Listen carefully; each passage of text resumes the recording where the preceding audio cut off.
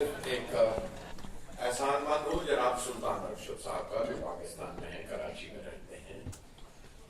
سلطان ارشد صاحب ایک عرصہ تک پی آئی کے سی ای او اور مینیجر رہے یہاں ہندوستان میں، اور ان کے بھائی وغیرہ دوسرے سہارنپور میں یہاں پوری فیملیز رہتی ہیں، وہ پاکستان میں ہیں۔ وہ اکثر یہاں آتے ہیں، لیکن وہ ایک ایسی شخصیت ہیں کہ جس وقت ہم جگجیت کے ساتھ غزل کا سفر کمپائل کر رہے تھے تو کہیں پرانی فلموں میں کہیں سائلنٹ زمانے کی کوئی غزل اگر ہمیں اس کا سورس نہ پتہ چلے، اس کا یہ پتہ نہ چلے کہ یہ کس نے گایا ہے کس نے گایا، تو ہم سلطان ارشد صاحب سے کانٹیکٹ کرتے تھے، اور وہ ہمیں پوسٹر تک کی تفصیل بتا دیا کرتے تھے۔ ہی از اے واکنگ ٹاکنگ انسائکلوپیڈیا۔ میں حال میں جب کراچی گیا، وشال ہمارے ساتھ تھے، اور ان کے گھر میں گئے، اور دوست ایک ہمارے حسن ضیاء، وہ بھی کراچی میں تشریف رکھتے ہیں، وہیں پہ رہائش ہے ان کی، وہ ساتھ میں تھے۔ تو یہ دو ماہانہ میں دو خاص نمبر، خصوصی نمبر ایک رسالے کے جو کسی زمانے میں اردو میں پبلش ہوا کرتا تھا، جس کا نام تھا ماہ نو۔ اور سلطان صاحب نے کہا کہ مجھے ان کی جگہ نہیں پتہ چل رہی کہ میں انہیں کہاں محفوظ رکھا جا سکے۔ یہ پرانے دستاویز ہیں، پرانی یہ وراثت ہے ہماری اردو ادب کی، تو انہیں کہاں رکھا جائے؟ تو میں نے آپ کی یونیورسٹی کا ذکر کیا۔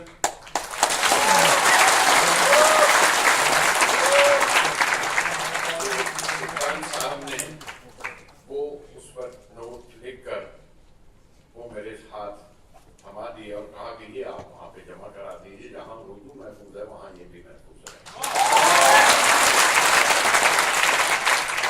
اور مجھے جناب محمد میاں ہمارے وائس چانسلر صاحب، ان سے بہتر ہاتھ نظر نہیں آئے جو اسے محفوظ کریں۔ صحیح محافظ کے ہاتھ یہ اردو ادب ہے جو تحفہ آیا ہے پاکستان سے، جناب سلطان ارشد صاحب کے یہاں سے، میں وہ آپ کے یہاں جمع کرا دینا چاہتا ہوں کہ آپ اس کی اجازت دیں۔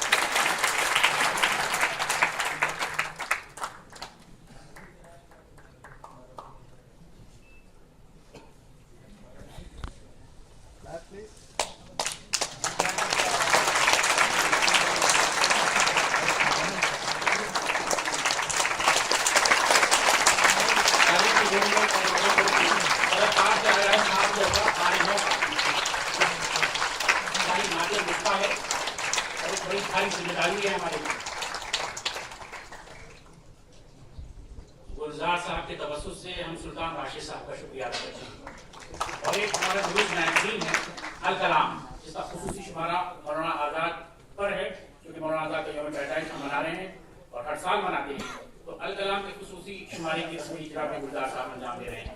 تعریف کی گل میں خیر کریں۔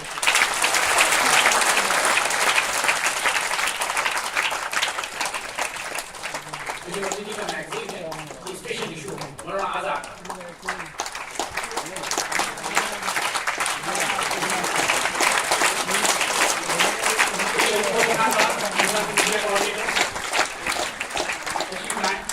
اس شمارے کے پیچھے آپ کی اثریزی ہے، ایڈیٹوریل ٹیم تو 3-4 لوگ ہیں، لیکن سب سے زیادہ محنت ایوب علی خان صاحب کی ہے۔